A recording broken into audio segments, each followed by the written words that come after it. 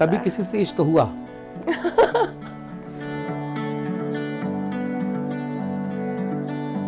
हर्षा रेशारिया को कभी किसी से इश्क हुआ? Next question. हाँ या ना बता दिए, मैं नाम नहीं पूछने जा रहा हूँ। Next question. कई बार सवाल का जवाब ना देना भी हाँ माना जाता है, तो मैं यही समझूं? यस। ठीक है। शादी उसी से करेंगे जिससे प्यार किया था? आप बहुत ज्यादा पर्सनल क्वेश्चन कर रहे हो। मैं अगर ये बोलूंगी आज 30 की एज में कि मेरी लाइफ में कभी कोई नहीं रहा है, तो ये बहुत बड़ा झूठ होगा।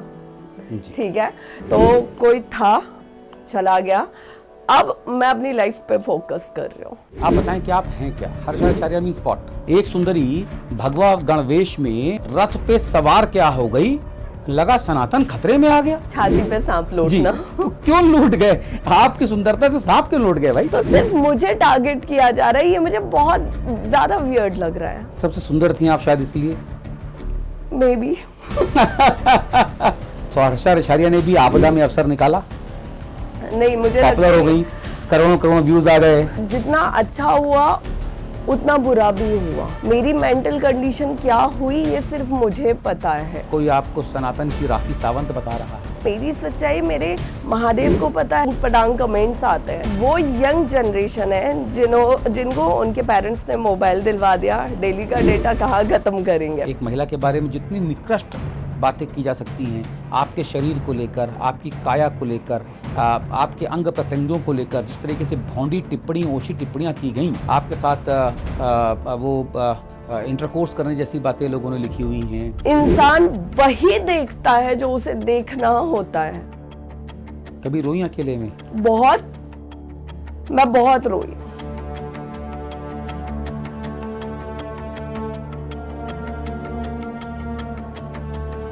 आपके कभी माताजी ने नाराजगी जताई सब चीज़ों में कि क्या बेटा तुम इतनी सुंदर सी हो, शादी करके घर बसाओ, क्या तमाशा चल रहा है यार? ये देश के कानून मंत्री से कुछ कहना चाहती हैं? कि औरतों के फेवर में आपने जितने भी कानून बनाए ना, उसके बारे में एक बार अब सोचने की जरूरत। देश में अगर मैं कहूँ कि देश में 3 ऐसे नेताओं के आप नाम लें जो भारत का भविष्य हो सकते हैं। योगी जी को आगे देखेंगे, चिराग पासवान जी और जो हमारे माननीय सिंधिया जी हैं। कॉलेज में भी तो आपके लिए खूब मार पिटाई होती होगी, झगड़े लगते होंगे, बहुत सारे लोग आई लव यू कहते घूमते होंगे आपको। तो मुझसे कभी कभी थप्पड़ भी बहुत से लड़कों ने खाए।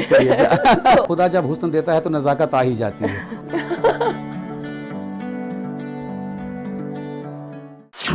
नमस्कार, आप सभी का बहुत बहुत स्वागत। आपके साथ मैं अतुल अग्रवाल हूं और इस वक्त हमारे साथ हर्षा रेशारिया जी मौजूद हैं। आज मैं समझना चाहता हूं कि महाकुंभ में जो सुर्खियां बटोर कर ले गई एक सुंदरी, वो है क्या? हर्षा जी, हिंदी खबर पे स्वागत। धन्यवाद। आज एक खुलासा इंटरव्यू होने जा रहा है जो करोड़ों दर्शक देश और देश के बाहर आपको बहुत पसंद करते हैं। मैं चाहता हूं उनके लिए आप बताएं कि आप हैं क्या? Harsha Richhariya means what? क्या? देखिए, हर्षा रेशारिया एक नॉर्मल सी इंसान है जो जिसकी एक फैमिली भी है और जो अपने काम को साइड में करके अब वो धर्म के लिए काम करना चाहती है। ये हर्षा रेशारिया की एट प्रेजेंट एक पहचान है। लेकिन हर्षा रेशारिया तो विवादों में घिरी रही हैं। एकदम से लगा कि हाहाकार मच गया। एक सुंदरी भगवा गणवेश में एक महामंडलेश्वर आचार्य स्वामी कैलाशानंद जी महाराज के रथ पे सवार क्या हो गई, लगा सनातन खतरे में आ गया। किस तरीके से बयान दिए गए, जिसको मतलब कहते हैं कलेजे में सांप लौटना। आप बुंदेलखंडी हैं, मैं भी वहीं का हूँ। छाती पे सांप लूटना। तो क्यों लूट गए? आपकी सुंदरता से सांप क्यों लूट गए भाई? देखिए, ये तो वही सब बता सकते हैं कि ऐसा क्या हुआ है और क्यों हुआ है, क्योंकि इसकी खबर मुझे भी बहुत बाद में पता चली है कि ऐसा भी कुछ हो गया है, जो मुझे समझ में ही नहीं आया कि इसका क्या रीज़न हो सकता था।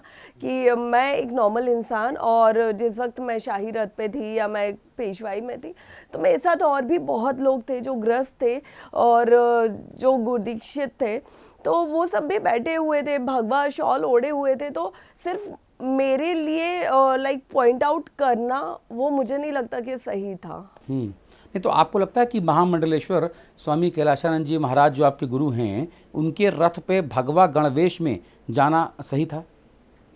वो जो भगवा रंग का शॉल था वो हमें आश्रम से दिया गया था, और सिर्फ मुझे नहीं दिया गया था, वो सारे ही श्रद्धालुओं को, सारे ही भक्तों को दिया गया था कि आपको ये ओढ़ के रथ पे बैठना है। तो जो चीज़ हमें दी गई है वो हम वैसा करके बैठे हुए हैं, तो इसमें इतनी क्या आपत्तिजनक बात है। और ये सिर्फ हमारे अखाड़े के नहीं, आप नॉर्मली और भी अखाड़े के देखेंगे तो उसमें जितने भी भक्त, जितने भी अखाड़े से जुड़े बच्चे हैं, परिवार है, वो सब बैठे हुए हैं। मतलब सिर्फ मेरी बात नहीं है, यहाँ पे सब बैठे हुए हैं, तो सिर्फ मुझे टारगेट किया जा रहा है, ये मुझे बहुत ज़्यादा वियर्ड लग रहा है। सबसे सुंदर थी आप शायद इसलिए, मे बी।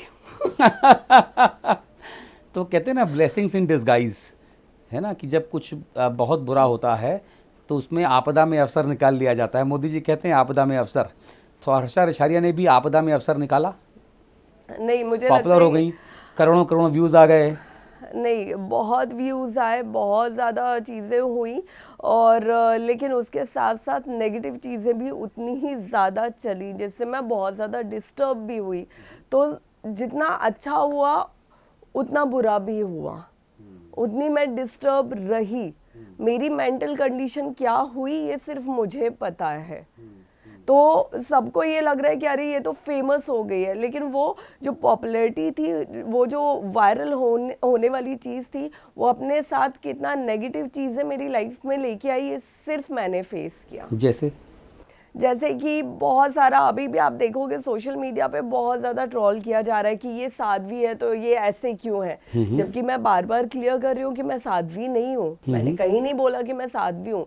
जस्ट बिकॉज कुछ इन्फ्लुएंसर व्लॉगर्स ने अपने टीआरपी के लिए वीडियो डाल दिया, उस पर लिख दिया विश्व की सबसे सुंदर साध्वी, तो उन्होंने वो अपने लिए किया। मैंने अभी तक वो वीडियोस पोस्ट भी नहीं किए हैं।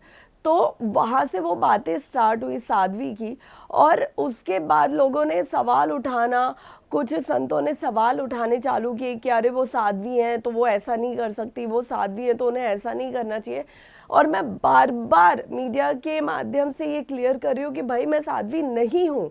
मैं क्लियर बोलती हूँ कि मैं साध्वी बनने लायक अभी हूँ भी नहीं, ठीक है, क्योंकि साध्वी बनने के लिए जो तपस्या, जो त्याग, जो संस्कार करने होते हैं वो मेरा कुछ भी नहीं हुआ है। मैंने नॉर्मल एक गृहस्थ इंसान की तरह अपने गुरुजी से गुरु दीक्षा ली हुई है, मंत्र दीक्षा ली हुई है, मैं मंत्रों का जाप करती हूँ, मैं पूजा पाठ करती हूँ। तो अगर मैं साध्वी हूँ ही नहीं तो फिर मुझ पर सवाल उठने ही नहीं चाहिए ना। तो साध्वी नहीं है तो साध्वी वाले जो मानदंड हैं वो आपके ऊपर नहीं आयातित होते, ये मतलब? बिल्कुल। लेकिन जब आप साध्वी का रूप धरती हैं, है ना, आपके बाल तो भी माशाल्लाह बड़े खूबसूरत से हैं, हाँ, लेकिन जब आप जटाएं लगा लेती हैं लगता है कि आप, अच्छा लगाई हुई हैं आपने, ये हेयर एक्सटेंशन है, क्या है ये बाल जैसे हम लोग ज़माने में वो महिलाएं जूड़ा या चोटी लगाती थीं, तो ये वैसे ही कुछ है कि या असली हैं ये? नहीं, असली तो देखिए, असली इतने लंबे करने में ना एक इंसान को आधी जिंदगी चली जाती है। अच्छा, ठीक है। और जो बहुत बड़े बड़े तपस्वी होते हैं, संत होते हैं, उनके जो असली बनते हैं वो उनके सालों में बनते हैं, 10, 15, 20 साल में बनते हैं। इतने जो मेरे हैं ये ओरिजिनल है, इतने जो है वो मेरे एक्सटेंशन है। एक रिक्वेस्ट है, सारे बाल आगे करिए ना, मैं चाहता हूँ कि लोग देखें कि क्या है मामला। हाँ, ये देखिए, अब आप ऐसा रूप रखेंगी अगर और एक भगवा पहन लेंगी, तो त्रिपुंड लगा लेंगी, तो कोई भी पहली नज़र में आपको विश्व की सबसे सुंदर जो साध्वी ही कहेगा। देखिए, अगर मैं सच बताऊं, बीइंग अ सनातनी, बीइंग अ हिंदू, हम अगर इस बारे में बात करें तो आप ये सोचिए कि अगर सिर्फ जटा ऐसी रखने से, भगवा पहनने से और त्रिपुंड लगाने से आप किसी को साध्वी या सन्यासी या साधु बोल देंगे तो ऐसे किसी भी धर्म के लोग उठ के आ जाएंगे, वो यही सब कर लेंगे और आप यही समझ लेंगे कि भाई ये तो साधु या सन्यासी है या साध्वी है। लेकिन मुझे लगता है कि इस तरह से लोगों को जज नहीं करना चाहिए। हाँ, मेरे साथ ये चीज़ हुई है। अभी ये जो जटा वाली चीज़ है, इनको हम ड्रेडलॉक्स बोलते हैं, और ये ड्रेडलॉक्स, अच्छा, मैं पहली बार सुन रहा हूँ। हाँ, तो ये जो ड्रेडलॉक्स है, मेरे गंदा हो गया, सॉरी ये जो ड्रेडलॉक्स है ये अभी मोस्टली सिटीज़ में, चाहे उत्तराखंड हो, चाहे हिमाचल हो, पंजाब हो, राजस्थान हो, मध्य प्रदेश हो, इनफैक्ट यूपी में प्रयागराज में एक बहुत ही सुंदर किन्नर आई हुई हैं जिनका नाम अलीज़ा है, वो लोगों के ड्रेडलॉक्स बना रही हैं। उन्होंने काफ़ी साधु संतों के वहाँ रहते हुए ड्रेडलॉक्स बनाए हुए हैं, ठीक है। वो वीडियोस आपको पूरे सोशल मीडिया पे मिल जाएगा। अभी आपने अंग्रेजी में एक नाम लिया, क्या नाम था? ड्रेडलॉक्स। ड्रेडलॉक्स, अच्छा। तो वो कैसे करती हैं और क्यों करती हैं? देखिए अभी ना पहले के टाइम में क्या होता था कि जो महान तपस्वी होते थे वो जाके हिमालय में तपस्या कर रहे हैं, अपने शरीर का या बालों का वो नहीं सुध रहती थी, वो सिर्फ तपस्या पे ध्यान देते थे, तो उस टाइम पे बाल वहीं के वहीं घूम के और वो जटाएं बन जाती थी। लेकिन आज के टाइम में साधु संतों में ये चलता है कि भाई अगर जटा नहीं है तो वो ज़्यादा बड़ा तपस्वी नहीं है, ज़्यादा बड़ा साधु संत नहीं है। तो उस टाइम पे अब वो जो जटाओं वाला हो गया जिनको हम ड्रेडलॉक्स बोलते हैं, तो अब ये इतने साधु संत करवा रहे, इतने साधु संत, मतलब साधु संतों के साथ साथ ये नॉर्मल जो यंगस्टर्स हैं वो भी करवा रहे हैं, ठीक है। तो उसमें भी वेरिएशंस बहुत सारे आ गए हैं। जैसे मैंने ये करवाए, ये नीचे के ओपन वाले करवाए हैं, जो नॉर्मली होते हैं वो नीचे तक पूरे लॉक होते हैं, तो उसमें भी वेरिएशंस हैं। तो सब करवा रहे, जब साधु संत करवा सकते हैं, अगर हमारा मन है तो हम भी करवा सकते हैं। तो अगर आप सवाल उठा रहे हैं कि ये नकली चटाई क्यों लगवाई है, तो आपको सवाल फिर सब पे उठाना चाहिए। आपको सवाल फिर उन लोगों पे भी उठाना चाहिए जो संत समाज के होके नकली चटाई लगवा रहे हैं। तो आप फिर सब पे उठाओ या फिर किसी पे सवाल मत उठाओ। तो आप ऐसे दो चार महामंडलेश्वरों के और साधु संतों के, स्वामियों के, शंकराचार्य जी को ऐसा जानती हैं क्या जिन्होंने ये नकली जटाएं लगाई हुई हैं? क्योंकि तो मुझे पहली बार पता लगा है। नाम किसी के याद नहीं है मैंने, लेकिन हाँ मैंने वीडियोस वगैरह सब देखे हुए हैं उनके। तो आप ये कह रहे हैं कि बहुत सारे कुंभ में ऐसे बहुत सारे साधु दिखे आपको, आचार्य महामंडलेश्वर दिखे, जो इन नकली जटाओं का इस्तेमाल करके और अपने आप को बड़ा और महान साधु दिखाने का प्रयास करते हैं जी।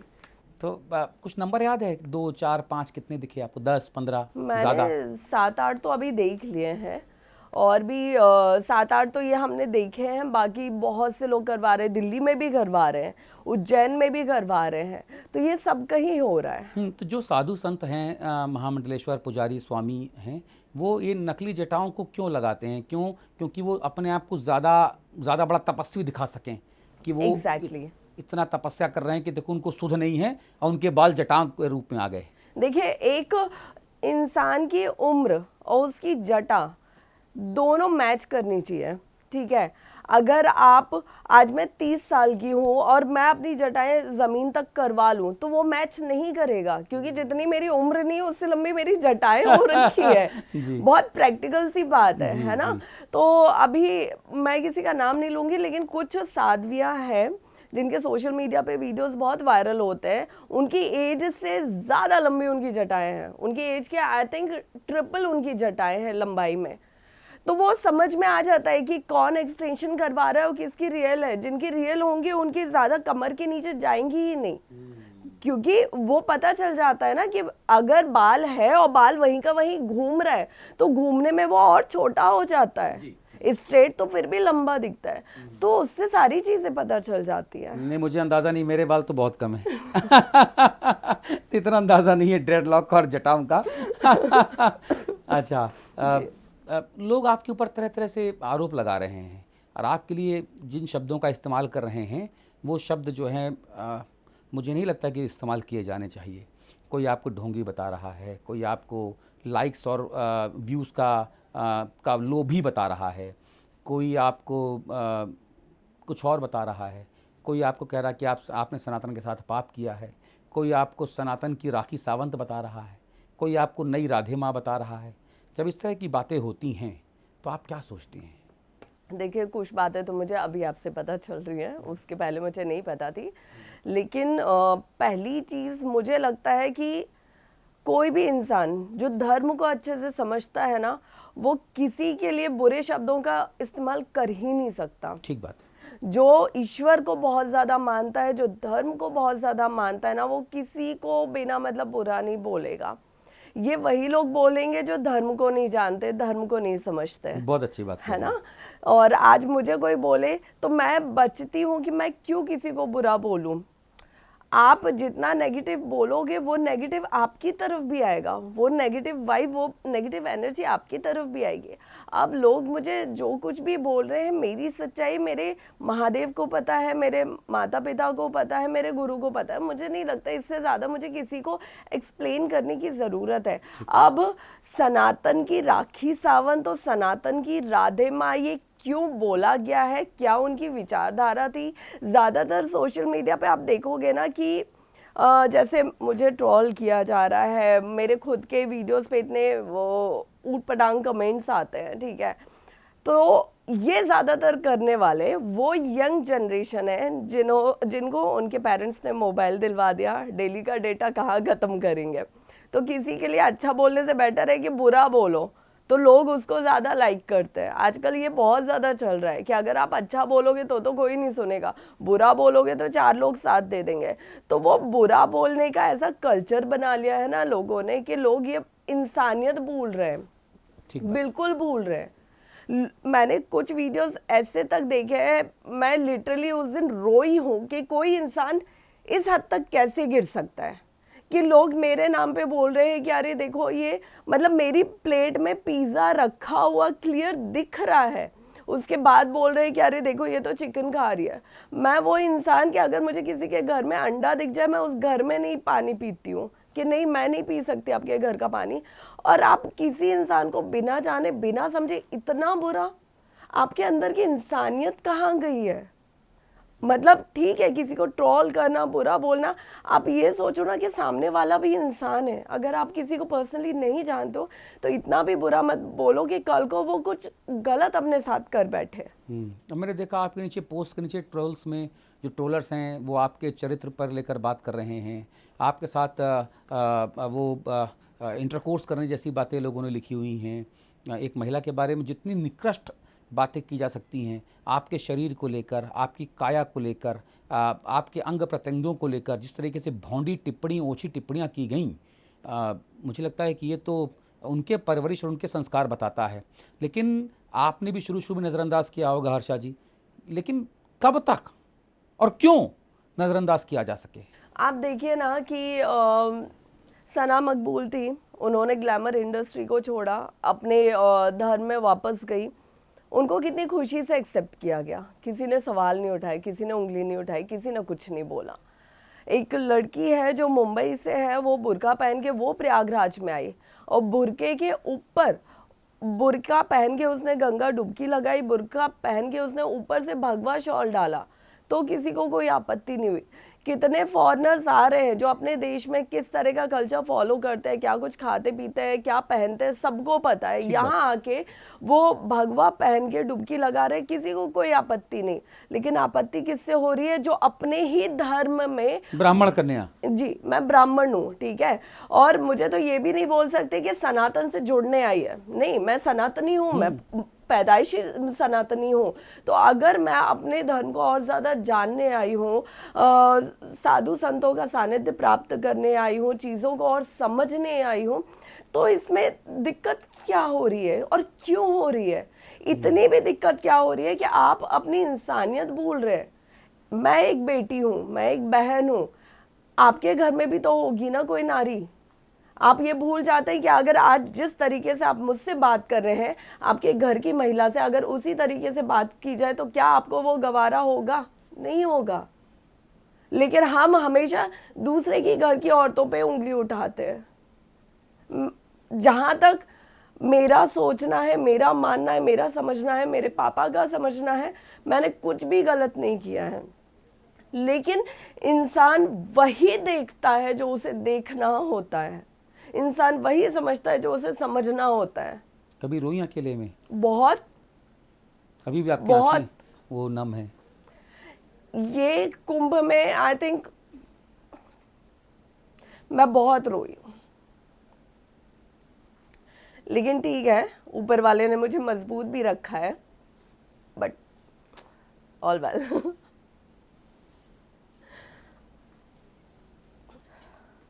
I need tissue. कभी कभी माता जी ने कुछ बोला, किरण जी ने, कि बेटा ये तेरे साथ हो रहा है, छोड़ दे, आजा वापस? नहीं, कभी नहीं।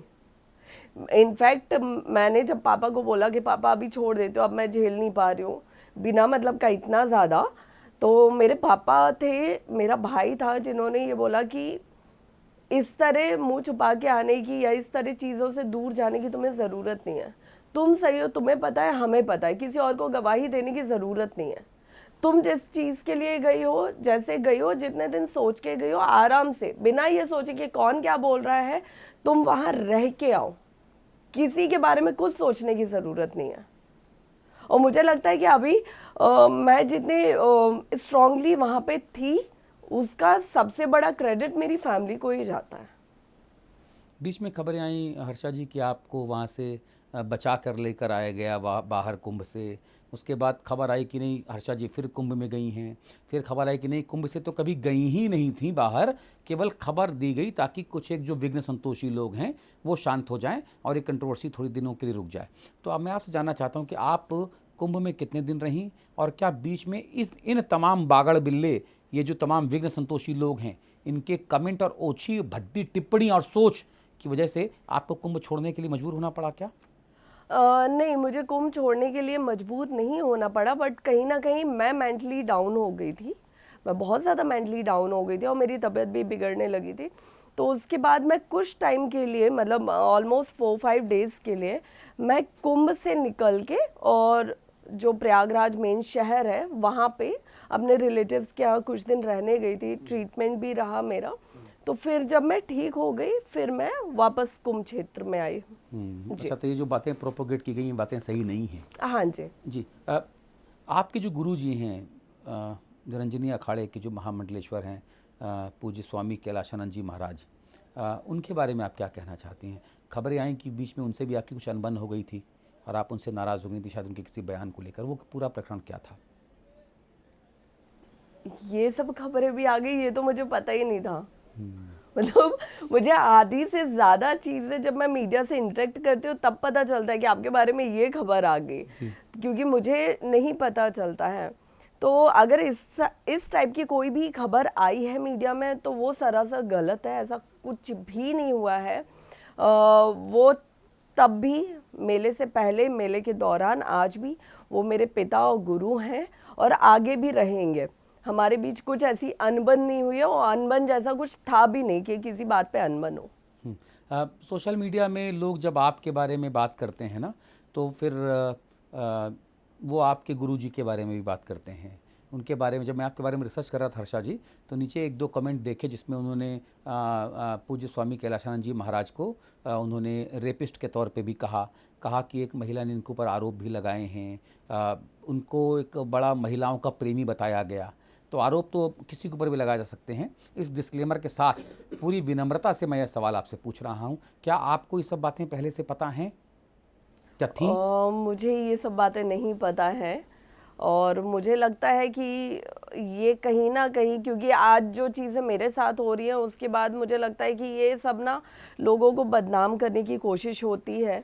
और आज परम पूज्य गुरुदेव का जो नाम है, निरंजनी अखाड़े का नाम है, पूरे मुझे लगता है महाकुंभ में सबसे ज़्यादा निरंजनी अखाड़ा और गुरुदेव का नाम ही सबसे ऊपर रहा है। और मुझे लगता है कि ये मोस्टली, क्योंकि मुझे मेरे केस से ये समझ में आया कि जो चीज़ें होती भी नहीं है वो किस हद तक बनाई और दिखाई जा सकती है। तो मुझे लगता है कि ये वैसा ही कुछ है, क्योंकि अभी जो नाम ऊपर ज़्यादा बढ़ता है उसको ख़राब करने की भी लोग कोशिश करते हैं। और आज के दौर में वही सबसे बड़ा है जो किसी और के कंधे पे खड़ा है। तो हर्षा रछारिया बड़ी हो रही हैं, तो हर्षा रछारिया के कंधे पे चढ़ के लोग सोशल मीडिया पे यहाँ वहाँ खुद को बड़ा दिखाना चाहते हैं।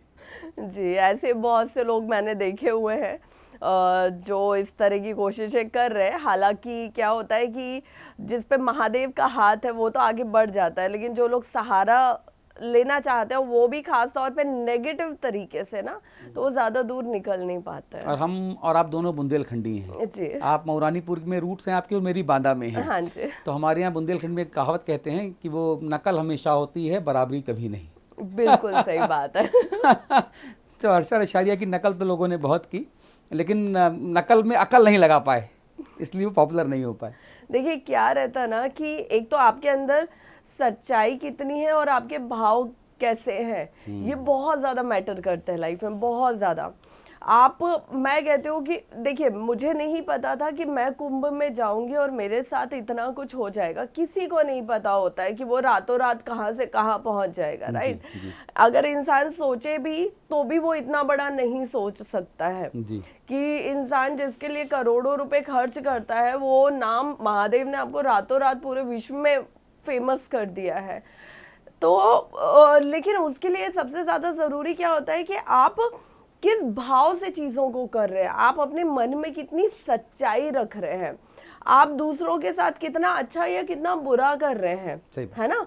आप भले ही पूरे दिन राम नाम जाप करते रहे और दरवाजे पे आए एक बेजुबान जानवर को आप डंडा मार के भगा रहे हो, तो लाइफ में हर चीज मैटर करती है। बिल्कुल ठीक है। अब मैं जिस भाव से इस महाकुंभ में गई थी, वो भाव मुझे पता है, मेरे गुरुजी को पता है, मेरे घर वालों को पता है। अब मैं पूरी दुनिया को लाख बोल के बताऊं लेकिन किसी को नहीं समझ में आएगा, क्योंकि इंसान वही समझना चाहता है जो उसके दिमाग में बैठा हुआ है। बिल्कुल ठीक बात है। अच्छा, आपके कभी माता जी ने नाराज़गी जताई सब चीज़ों में कि क्या बेटा तुम इतनी सुंदर सी हो, शादी करके घर बसाओ, क्या तमाशा चल रहा है यार ये। और अब जनरली हम बुंदेलखंडियों में तो होता है ना ऐसा कि जैसे ही लड़की बड़ी होती है 18 साल के ऊपर, तो परिवार वालों को बोझ लग लगती है, भैया जल्दी हाथ पीले करो, अपने घर में जाओ, जाने दो। और फिर पीछे से माँ कान में कहती क्या है कि सुनो बेटा, मायके से तो डोली निकलती है, अर्थी ससुराल से निकलती है, वापस मत आना। तो कभी किरण जी ने, जो आपकी माता जी हैं, उन्होंने कभी ये कहा कि ये बवाल छोड़ो भैया, शादी करो, हाथ पीले करो, हम लोगों का भी जाओ, बवाल खत्म हो। देखिए बुंदेलखंड से होने की वजह से और खासतौर पे एक हिंदू फैमिली में और ब्राह्मण फैमिली में, तो क्या होता है कि बेटियां जब 20 साल की हुई तो ये हो जाता है कि बेटी की शादी करनी है, शादी करनी है। तो वो सारा मेरे साथ भी रहा और लास्ट 6-7 साल से मेरे लिए भी फैमिली में लड़के देखे जा रहे हैं, सब चीजें हो रही है। लेकिन कहते हैं कि हर चीज का सही वक्त ऊपर वाले ने निर्धारित किया है ना। आप कितना भी सोच लें कि आपको अपने बच्चों की शादी इस साल करनी ही करनी है, लेकिन वो होगी तभी जब निर्धारित किया है, जब लिखा होगा, है ना। हाँ। तो वो चीज हमेशा रहता है। मेरे पेरेंट्स लास्ट 6-7 साल से लड़के ढूंढ रहे हैं लेकिन नहीं हो पा रहा है। तो आपके पेरेंट्स को लड़के ढूंढने की जरूरत है? मैंने सुना कि घर के बाहर लाइन लगती जी आपके। IAS IPS पॉलिटिशियंस के जो बच्चे हैं वो आपके मम्मी पापा को आपकी जानकारी के बिना अप्रोच करते हैं। मैंने तो सुना है भाई, एक NRI आपके घर भी आ चुके हैं, मैंने ये भी सुना है। नहीं, देखिए वो पेरेंट्स को इसीलिए अप्रोच करते हैं क्योंकि उन्हें पता है कि डायरेक्ट इससे बात करेंगे तो ये बहुत सुनाने वाली है। क्योंकि मुझे जब मैं काम कर रही थी तब मुझे काम की पड़ी थी, और आज मैं जब धर्म के लिए आगे बढ़ना चाहती हूँ तो मुझे उस रास्ते पे चलने का दिख रहा है कि आगे मैं कैसे बढ़ सकती हूँ, लोगों को कैसे जोड़ सकती हूँ, युवाओं को कैसे उनको मोड़ के डाइवर्ट करके इस रास्ते पे ला सकती हूँ। तो मेरे दिमाग में रात दिन वो चलता रहता है। तो ऐसे में मुझे शादी का ख्याल आता ही नहीं है कि शादी भी करनी चाहिए या कुछ भी। लेकिन वही है कि आने वाले टाइम में जब महादेव ने जो चीज़ लिखी होगी मेरे लिए, शादी करना लिखा होगा तो शादी हो जाएगी, और शादी नहीं करना, सिर्फ धर्म के लिए आगे बढ़ना लिखा होगा तो मेरा वो भी होगा। लेकिन जो भी होगा वो धर्म से जुड़ के ही होगा। जी, आपके एजुकेशन के बारे में बताइए ना, कहाँ से पढ़ाई किया आपने, क्या पढ़ाई की है?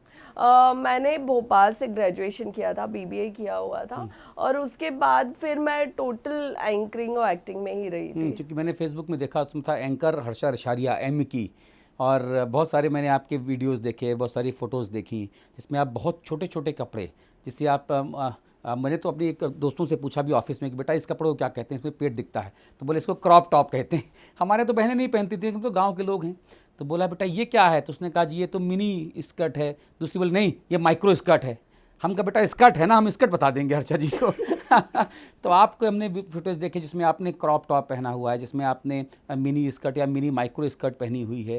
आपने यहाँ पे साइड में नीचे पैर में पिंडली में एक टैटू बनवाया हुआ है, वो भी मैंने बहुत ध्यान से देखा।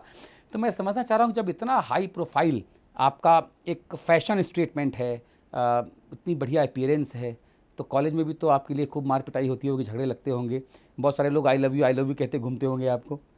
नहीं मैं ना हमेशा गुस्से की थोड़ी तेज रही हूँ लड़कों के लिए। नहीं, वो कहते हैं ना कि जब खुदा जब हुस्न देता है तो नज़ाकत आ ही जाती है। लोग ऐसा कहते हैं। मेरे अंदर नजाकत नहीं थी, मेरे अंदर गुस्सा था। मुझे लड़कों से बात करना पसंद नहीं था, तो मुझसे कभी कभी थप्पड़ भी बहुत से लड़कों ने खाए। तो इसलिए जो भी बात तो कोई नहीं करता था, देखते भी थे तो दूर से देख के और चले जाते थे। तो मेरे साथ हमेशा लाइफ में वैसे ही रहा है, तो मैं उस चीज में बहुत लकी रही हूँ कि लड़कों ने मुझे परेशान नहीं किया प्रपोज है। वगैरह किया होगा वो आप स्कूटी या साइकिल से जाती होंगी तो पीछे पीछे जाते होंगे लोग आपके। हाँ, हमारे यहाँ कहते हैं 2 लेने जा रहा है 4 छोड़ने जा रहे हैं। वो भी होता है ना कि नजरों से घर तक छोड़ना। हाँ हाँ। तो उसका भी एक टाइम था, वो सब भी हुआ। लेकिन क्योंकि मेरे पापा उस टाइम पे बहुत स्ट्रिक्ट थे, और मेरा भाई भले ही वो मुझसे छोटा था लेकिन बॉडी बिल्डर है भाई आपका, कपिल। मुझे लेके वो बहुत ज्यादा पॉजिटिव कपिल नाम है ना उसका। हाँ, मैं देखा उसके डोले शोले हैं भाई। मुझे लगता है जब बहन सुंदर होती है तो भाई डोले बना ही लेते हैं। नहीं, उसका मुझे लगता है लड़कों की ना अपने आप कभी कभी हाइट बढ़ जाती है। 10th तक वो मुझसे छोटी हाइट का था, 11th में एकदम से वो मुझसे लंबा हो गया। तो ये सब ऊपर वाले का है, और अच्छी खासी हाइट पर्सनैलिटी है उसकी, सब है। और वो मुझे लेके बहुत ज्यादा पॉजिटिव है कि मुझे कैसे आगे बढ़ना है, या मुझे कुछ बुरा तो नहीं लग रहा है, या कोई मुझे कुछ बोल तो नहीं रहा है। वो मुझे लेके बहुत ज्यादा सोचता कभी है। किसी से इश्क हुआ? हर्षा रेशारिया को कभी किसी से इश्क हुआ? Next question. हाँ या ना बता दीजिए, मैं नाम नहीं पूछने जा रहा हूँ। Next question. कई बार सवाल का जवाब ना देना भी हाँ माना जाता है, तो मैं यही समझूं। यस। ठीक है। शादी उसी से करेंगे जिससे प्यार किया था? आप बहुत ज्यादा पर्सनल क्वेश्चन कर रहे हो। नहीं, आप जवाब में नहीं, शादी वादी का मेरा देखिए, मैं अगर ये बोलूंगी आज 30 की एज में कि मेरी लाइफ में कभी कोई नहीं रहा है, तो ये बहुत बड़ा झूठ होगा। ठीक है, तो कोई था, चला गया, अब मैं अपनी लाइफ पे फोकस कर रही हूँ। अब कोई और नहीं आएगा? पता नहीं। सही बात है, महादेव जाने। क्योंकि आपकी माता जी का एक श्रीमती किरण रेशारिया जी का एक बयान आया जिसमें उन्होंने कहा कि मेरे जीते जी मैं अपनी बेटी हर्षा को तो साध्वी नहीं बनने दूंगी और मैं अगले महीने शादी करवा दूंगी उसकी। नहीं, देखिए, मेरे मम्मी पापा ऐसे रहे हैं कि अगर उनको पता चलता था कि खानदान में भी किसी की बेटी ने संन्यास ले लिया है या उस रास्ते पे चल रहे हैं, तो उनको बड़ा दुख होता था कि बताओ, बच्चे जो पेरेंट्स के लिए जिगर का टुकड़ा होते हैं वो संन्यास ले ले, कोई पेरेंट्स कैसे उसको एक्सेप्ट कर सकते हैं? उनको तो कितना रोना आएगा। तो जो दूसरों के बच्चों को नहीं सुन सकते, वो खुद के बच्चे का कैसे एक्सेप्ट करेंगे? हालांकि ये मैंने कहीं बोला भी नहीं कि मैं संन्यास ले रही हूँ या मैं संन्यास ले चुकी हूँ, मैंने कहीं नहीं बोला। तो जब उनसे क्या होता है कि आप मुझसे जो सवाल कर रहे हैं उसको सुन के मैंने क्या रिप्लाई किया, राइट? अब उनसे क्या सवाल पूछा गया, उनको क्या बताया गया और फिर उन्होंने क्या जवाब दिया, ये बहुत मैटर करता है। तो उनका ये रहता है कि जब मेरी मम्मी ना बहुत जल्दी डर जाती है मुझे लेके, तो बहुत जल्दी। तो जब उनको ये बोला गया कि भैया आपकी लड़की संन्यास ले रही है, वो संन्यास ले चुकी है, इस टाइप से कुछ बातें हुई, तो उन्होंने बोला नहीं हम तो उसकी शादी करवा देंगे। तो कहीं ना कहीं माँ का दिल तो देखिए माँ का दिल ही होता है, और कोई भी माँ ये नहीं चाहेगी कि उनकी बेटी, इकलौती बेटी, और वो भी सन्यासी बन जाए। तो भाई फिर वो हड़बड़ाहट में ये बोलते नहीं हम तो अगले महीने शादी कर रहे हैं, आप लोग टेंशन मत लो। लेकिन तो अगले महीने होने वाली नहीं है, अभी कोई देखा वेखा नहीं है। तो ये इन्फॉर्मेशन है या तमाम जवान मर्दों को और लड़कों को इनविटेशन? ये दोनों ही नहीं है, लेकिन ये कहीं ना कहीं सच्चाई बताना है और गलत न्यूज़ को खारिज करना है। आपके परिवार में जो चाची, दादी, भाभी, तमाम बुआएं, मौसियाँ, अपन के यहाँ तो बंगलादेश में बहुत लंबे लंबे परिवार होते हैं ना, तो वो फ़ोन नहीं करती काय बिन्नू जो का चल रहा हो तुम्हारे बारे में है, जो हमारे साथ फ़ोटो खिंचा लो, काय बिटिया आ जाओ इतने तो फ़ोटो खिंच जाए? तो ऐसे फ़ोन नहीं आते आपके पास? मेरे चाचा जी आए हुए थे, अभी लास्ट जो शाही स्नान हुआ उसमें मेरे चाचा जी आए हुए थे मेरे पास प्रयाग में, और पापा आए हुए थे। तो चाचा बहुत खुश थे कि जो है जैसा है बहुत अच्छा है, और हमें तुम पे गर्व है, हम बहुत खुश हैं। कुछ रिलेटिव्स क्या होते हैं कि 50 में से ना 2-4 ऐसे होते ही हैं जिनको दिक्कत होती है, जो आग में घी डालते हैं। हाँ, खास तौर पे जीजा और फूफा। वो कभी खुश हो ही नहीं सकते। उनका प्रॉब्लम ही है कि वो कभी खुश नहीं हो सकते। वो अगर आप खुश हैं तो वो कोशिश करेंगे कि ये पिन मारा क्यों खुश जाए, है, पिन मारा है ना? जाए, हाँ, हाँ। तो वो कुछ रिलेटिव्स मुझे लगता है हर खानदान में ही होते हैं, लेकिन हमें उन पे फोकस करना चाहिए जो हमारे साथ खड़े हुए हैं। जी, जी। ये बहुत ज्यादा मैटर करता है। आने वाले 5 साल में हर्षा रचारिया खुद को कहाँ देखती हैं और कैसे? आने वाले 5 सालों में देखिए, अभी मैं कुंभ से बाहर आई हूँ और मैं बिल्कुल एक विचारधारा के साथ आई हूँ कि मुझे अब क्योंकि मेरा एक एनजीओ है और मुझे उससे जुड़ के अब ज़्यादा से ज़्यादा ये कोशिशें करनी है कि समाज में एक जो नारी सशक्तिकरण की हम बात करते हैं, हालांकि हम मेट्रो सिटीज़ में देखें तो वहाँ पे नारी सशक्तिकरण का मतलब ही अब अलग निकाला जा रहा है और बहुत गलत निकाला जा रहा है। लेकिन सही मायने में जो उसका मतलब है, सही मायने में जो उसका अर्थ है, हमें उसके लिए काम करना है। हमें लव जिहाद के लिए काम करना है, क्योंकि ये आज समाज का एक बहुत बड़ा मुद्दा है, राइट? लव जिहाद के लिए काम करना है। और यंगस्टर्स या युवा पीढ़ी जो नशे में बिल्कुल खत्म हो रहे ठीक बात हैं, है, ठीक बात है ना, उनके लिए हमें काम करना है। लेकिन उस सब की शुरुआत होगी परिवारों से, क्योंकि ये पेरेंट्स के लिए बहुत जरूरी है कि वो अपने बच्चों को घर से, रूट से, बेसिक से संस्कार से क्या जोड़ रहे हैं। संस्कार दे रहे हैं। बिल्कुल ठीक बात है। आप अगर अपने बच्चे को ये सोचेंगे कि आज हम अपने बच्चों के साथ बहुत मॉडर्न हैं, हम बच्चों के साथ अगर उनको ड्रिंक करना है हम साथ में बैठ के ड्रिंक करते हैं, हम उनकी सारी बातें सुनते हैं, तो आप ठीक है, मॉडर्न होना अच्छी बात है, लेकिन आप कहीं ना कहीं आप अपने बच्चों को खुद अपने कल्चर से अलग कर रहे हैं। बिल्कुल ठीक बात है। और यही बड़े होने के बाद एक वजह बनेगी जब आप खुद को ओल्ड एज होम में या वृद्धाश्रम में पाएंगे।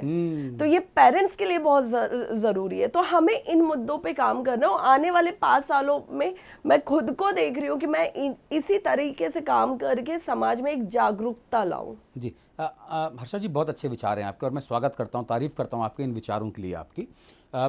आजकल देखा जा रहा है कि ज़्यादा शक्तियां देना, ज़्यादा अधिकार देना, वो समाज में जिसको भी मिलता है वो उनका दुरुपयोग करता है।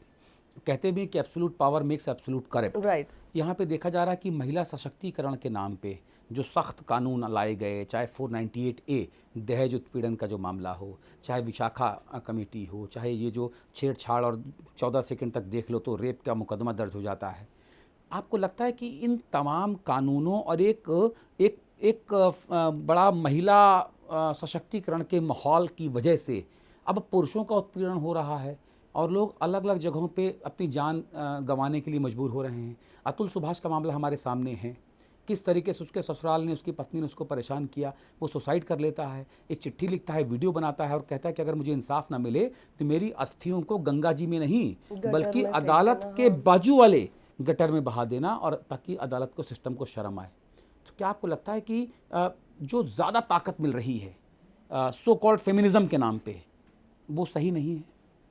बिल्कुल सही नहीं है। और मैं सच बताऊं, मैं अभी जो दिन पे दिन मैं पुरुषों की हालत देख रही हूँ, और खास तौर पे शादीशुदा आदमियों की, ठीक है, जो एक जहाँ पे एक आजकल क्या हो रहा है फीमेल्स के साथ ना, उनको लग रहा है कि शॉर्ट ड्रेसेस पहनना ठीक है, क्रॉप टॉप पहना, क्रॉप टॉप भी ठीक है, जो ओवर हमारा क्लीवेज दिखाना या माइक्रो पहनना ठीक है। और जब शादी हो जाती ना, शादी, मैं ये नहीं कहती हूँ कि शादी कोई बंधन है, लेकिन शादी जब हमारी होती है, चाहे आदमी हो चाहे औरत हो, एक मान मर्यादा कहीं ना कहीं हमें देखनी पड़ती है हर चीज में। तो आजकल शादी के बाद क्या हो रहा है कि हर किसी को ना फ्रीडम चाहिए कि भाई शादी हो गई वो ठीक है, लेकिन मैं अपनी फ्रीडम खत्म नहीं करूंगी। औरतों के क्या हो रहे हैं, लड़कियों के क्या हो रहा है कि मेल बेस्ट फ्रेंड्स हो रहे हैं, वो उन्हें उनके पति से अलग कर रहे हैं, वो उनके घर में फूट डाल रहे हैं। लड़कियों को ये समझ में नहीं आ रहा है कि जो हमारे मेल बेस्ट फ्रेंड्स हैं उनके साथ हम गैरों के साथ मिलके अपनी गृहस्थी कितनी चौपट कर रहे हैं, हम पार्टीज अटेंड कर रहे हैं। ये मुझे लगता है मेट्रो सिटीज में बहुत ज़्यादा कल्चर चल रहा है, लेट नाइट पार्टीज का, शो ऑफ का, स्टैंडर्ड शो करने का, सारी चीज़ें। अब उसमें क्या हो रहा है कि आपका पति जो है ना वो उसका शिकार हो रहा है, इन लॉज शिकार हो रहे हैं, झूठे केसेस इतने ज्यादा बढ़ गए हैं महिलाओं की अभी, तरफ से। महिलाओं की तरफ से इतने ज्यादा बढ़ चुके, इतने ज्यादा बढ़ चुके जिसकी कोई सीमा नहीं रही है। उसके बाद वो जैसे रहना चाहती है आप रहने दीजिए, वरना वो दहेज का केस लगा के आपको अंदर कर देंगी, अपने सो कॉल्ड बॉयफ्रेंड या किसी के साथ रहना स्टार्ट कर देंगी। फिर वो वहां की भी नहीं रह पाती है कि जो अपने पति के साथ ऐसा कर सकती है वो किसी का साथ क्या निभाएगी, राइट। फिर उसके साथ अभी अतुल सुभाष जी का जो केस है वो हम सबकी आंखों के सामने है। उन्होंने हिम्मत जुटाई है, लेकिन उन्होंने कहीं ना क्या बोलते हैं, मुझे लगता है कि उनको जान नहीं देनी चाहिए थी। जिस तरह उन्होंने वीडियो बनाया और वो वीडियो रातों रात वायरल हुआ, अगर वो जिंदा रह के वही वीडियो बनाते तो शायद समाज आता उनके सपोर्ट में, बहुत लोग आते उनके सपोर्ट में, क्योंकि उनके जाने से उनकी जिंदगी तो चली गई ना, उनके पेरेंट्स ने अपना बेटा तो खो दिया ना, वो बेटा लौट के नहीं आएगा। इसलिए जितने ऐसे मर्द हैं जिनके साथ ऐसा हो रहा है, अभी एक नया कल्चर और चल गया, आपने भी देखा होगा कि नया इसे कहते हैं कि हमारे देश में एक बिजनेस स्टार्ट हो गया है कि अगर लड़कियों को पैसे कमाना है तो शादी करो, शादी के बाद तुरंत डिवोर्स ले लो और डिवोर्स के बाद एलिमनी मनी की डिमांड मैडम, कर एक लो। खबर आई अभी कहीं से कि एक पत्नी ने अपने पति को कुछ कहा, कुछ शौक पूरा करने की बात कही, तो उसको पत्नी ने आइडिया दिया कि अपनी तुम किडनी को बेच दो, इतने पैसे आ जाएंगे, फिर अपने घर बना लेंगे, ऐसा कुछ करेंगे। और बाद में पति ने अपनी पत्नी से प्यार करता तो उसने ऐसा ही किया, और जो उससे पैसे मिले लाखों रुपए, पत्नी उन पैसों को लेकर अपने प्रेमी के साथ भाग गई। एक खबर और आती है कि एक पति पत्नी दोनों गरीब थे, पति जो है वो पढ़ने लिखने वाला था, पत्नी ने कहा कि मैं पढ़ूंगी लिखूंगी, पति ने अपने पेट काट काट के अपनी चीज़ों को बेच बेच के उसको तैयारी करवाई। जब वो एग्ज़ाम क्रॉस करके ऑफिसर बन गई तो उसने उस पति को छोड़ दिया और किसी और उसके साथ चली गई। इस तरह की जो चीज़ें हैं, इन महिलाओं को आप क्या कहें, क्या संदेश देना चाहती हैं? और ये तब जब भारत में महिला आयोग की तरह अब जो है पुरुष आयोग की मांग हो रही है। गाज़ियाबाद में एक संगठन है, वो अखिल भारतीय पत्नी पीड़िता संगठन उसका नाम है, और लाखों उसमें मेंबर हैं। तो ये तब जब हो रहा है जब महिलाओं के खिलाफ पुरुष लामबंद हो रहे हैं। तो उन महिलाओं को आप क्या संदेश देना चाहती हैं? देखिए, सबसे पहले तो मैं उन पतियों को संदेश दूंगी जिनके साथ ऐसा हो रहा है कि प्यार करना, रिश्ता निभाना अच्छी बात है, ईमानदारी से रिश्ता निभाना, लेकिन आंखों पे पट्टी मत बांधिए। अभी देखिए, ये जो किडनी बेचने वाला, ये न्यूज़ मैंने कल परसों पढ़ी है, किडनी बेचने वाला कि 10 लाख में किडनी बेच दिया और वो पैसे लेके अपने प्रेमी के साथ फरार। तो क्या पति की आंखों पे इतनी पट्टी बंधी हुई थी कि उसको ये नहीं नजर आ रहा था कि वो क्या कर रहा है, वो अपने शरीर को क्यों डैमेज कर रहा है, अपना ऑर्गन बेच के वो क्यों पैसे दे रहा है? क्या कोई काम इतना जरूरी था? वो उस पत्नी से पूछता, क्या मेरी किडनी बेचना इतना जरूरी है, हमें 10 लाख की इतनी जरूरत है, अरे कोई काम अभी नहीं हो रहा, हम बाद में कर लेंगे, कमा के कर लेंगे। पति क्यों इतने बेवकूफ बन रहे हैं? पत्नियां तो आजकल कर ही रही हैं, लेकिन पुरुषों को भी सोचना चाहिए। और जो महिलाएं इस तरीके से कर रही है, देखिए अभी जो उनके फेवर में जितने भी सेक्शंस आए हैं, जितनी भी धाराएं आई हैं महिलाओं के सपोर्ट में, फेवर में, उससे कहीं ना कहीं अब ना चीजें बहुत ज्यादा डिस्टर्बिंग डे बाय डे हमारे सामने आ रही हैं, जो बहुत ही ज्यादा गलत है।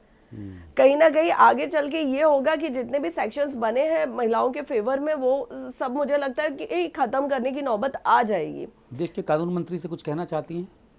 देखिए, कानून मंत्री से तो मुझे लगता है कि अभी मैं उतने कुछ लायक नहीं हूं कि मैं किसी से भी कुछ कह पाऊं, लेकिन एक महिला के तौर पे, एक नॉर्मल इंसान के तौर पे, एक इंसानियत के तौर पे मैं ये जरूर कहना चाहूंगी कि जिस तरह औरतों ने अभी कानून को मजाक बना के रख दिया है, औरतों ने दूसरों के जीवन को जो तहस महस करके रख दिया है कानून के नाम पे, तो मुझे लगता है इससे अब जरूरत है कि औरतों के फेवर में आपने जितने भी कानून बनाया ना, उसके बारे में एक बार अब सोचने की जरूरत है, वरना पता नहीं हम कितने ऐसे परिवारों को उजड़ता देखेंगे और कितनी जिंदगियां जाता देखेंगे। मैं आपकी बात से सहमत हूँ, बहुत अच्छी बात आप कह रही हैं। और हमारे 19 करोड़ दर्शक जो 21 देशों में और भारत के भीतर आपको सुन रहे हैं हर्षा जी, वो कम से कम आपकी इस बात से संबद्ध होंगे। और आप सुंदर तो हैं, वो ब्यूटी विद द ब्रेन कहते हैं ना, तो आप जितनी खूबसूरत हैं आप उतनी खूबसूरत बातें कर रही हैं। तो ये हमारे इस इंटरव्यू का ये आउटकम है। मैं समझना चाहता हूँ कि देश में, अगर मैं कहूँ कि देश में 3 ऐसे नेताओं के आप नाम लें जिनके ऊपर भारत का भविष्य आधारित किया जा सकता है, जो भारत का भविष्य हो सकते हैं, तो आप किन 3 नेताओं का नाम देना पसंद करेंगे? ये आपने मुझे बड़ा असमंजस में डाला हुआ है, क्योंकि मैं पॉलिटिक्स ज़्यादा नहीं देखती हूँ। बट मुझे लगता है जितना मैंने देखा और जाना है, थोड़ा बहुत ही, मैं ज़्यादा नहीं जानती हूँ, तो मुझे लगता है कि भारत के भविष्य में हम योगी जी को आगे देखेंगे, ठीक है, और जो चिराग पासवान जी हैं उनको हम आगे देखेंगे, और जो हमारे माननीय सिंधिया जी हैं, ज्योतिरादित्य सिंधिया जी, उनको हम आगे देखेंगे। जी। हर्षा रिशारिया फिल्म देखती हैं? गाने देखती सुनती थी, हैं? अभी मैंने काफ़ी लंबे अरसे से नहीं देखी हैं। गाने सुनती हैं? मैं अब भजन कीर्तन ज़्यादा सुनती हूँ। अच्छा, इस इंटरव्यू के आखिरी हिस्से में, हालांकि आपकी आवाज़ थोड़ी सी ख़राब है, मुझे लगता है कि शायद ठंड लग गई है आपको, तो ख्याल रखें खुद का। और इस इंटरव्यू के आखिरी हिस्से में अगर कोई भजन की 2 लाइन सुनाना चाहें, तो इस इंटरव्यू को उस आपकी उस मधुर संगीत और भजन के साथ इस इंटरव्यू को मैं ख़त्म करूँगा। देखिए, वैसे तो मैं एक बहुत ही वर्स्ट सिंगर हूँ, वर्स्ट, और अभी मेरी आवाज़ गई हुई है तो मैं और ज़्यादा वर्स्ट हो गई हूँ। बट आई जस्ट होप कि ये जो आपके दर्शक हैं, ये इसके बाद ऐसा ना हो कि मुझे कभी देखना और सुनना पसंद ना करें। जी। तो एक बहुत ही खूबसूरत भजन है जो हमेशा मैं याद रखती हूँ और हमेशा मैं सुनती रहती हूँ। रामा रामा रटते रटते बीती रे उमरिया, रामा रामा रटते रटते बीती रे उमरिया। मेरी आवाज़ गई है, तो ये भजन ना मुझे बहुत पॉजिटिव रखता है, बहुत ज़्यादा। बहुत बहुत धन्यवाद हिंदी खबर पर आने, हिंदी खबर से बात करने के लिए। और मेरी पूरी कोशिश थी हर्षा जी कि मैं इनसाइड आउट आपको खुद भी समझूं, अपने दर्शकों को समझा सकूं। शायद इस कोशिश में मैंने अगर कुछ कमी रह गई है तो क्षमा, और कोई ऐसी बात जो मैं आपसे ना पूछ पाया और आपको लगता है कि नहीं ये बताया जाना ज़रूरी है, तो कैमरा आपकी तरफ। नहीं, मुझे लगता है कि जितनी बारीकी से आप जो लोगों को बता सकते थे मेरे बारे में, आपने वो सारे सवाल रखे हैं और वो पहलू भी रखे हैं जो अभी तक किसी ने नहीं रखे थे। तो ओवरऑल मुझे लगता है कि आपने काफ़ी कुछ पूछा है मुझसे। जी, बहुत बहुत धन्यवाद। मैं शुभकामनाएं दूंगा आपको, आपके व्यक्तिगत जीवन के लिए। कोई आए कोई जाए, फ़र्क नहीं पड़ता।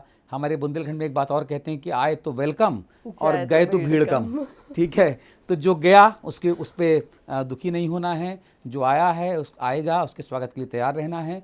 और देश को आप जैसी पढ़ी लिखी, आप जैसी संस्कारी महिला और हम दोस्त, हमारी दोस्त से बहुत उम्मीदें हैं, और उम्मीद करूंगा कि आपकी जो उम्मीदें हैं और देश को जो आपसे उम्मीदें हैं, उन दोनों ही मोर्चों पे आप खरी उतरें, अटल रहें और अडिग रहें। बहुत बहुत धन्यवाद। बहुत धन्यवाद। हिंदी खबर पर खबरों का सिलसिला लगातार जारी है। नमस्कार।